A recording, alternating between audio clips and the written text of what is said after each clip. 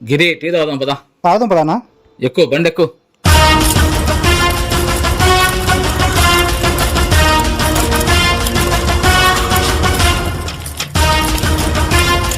అన్నా ఏడు కింద తీసుకొచ్చినావు అన్నా. ఇక్కడ టీ బాగుంటది పదా. ఏడకి నేను రానన్నా. ఏం గిరి? వీళ్ళకి నేను డబ్బులు బాకీ అన్నా. ఏం కాదు పదా, నీ బిల్లు నేను కడతా కదా. ఏ బాబు ఇలా రామ్మా.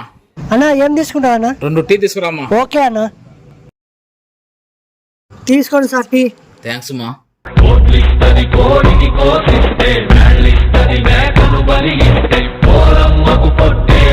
అన్నా నా బిల్లు గురించి తెలియక బాగా సంతోషంగా ఉన్నాడు. బిల్లు వస్తే ఏమైపోతాడో. ఏ బాబు ఇలా రామ్మా. ఈ బిల్లు మా వాడి బాకీ బిల్లు 2 తీసుకొని రమ్మా. ఇదిగో సార్ బిల్.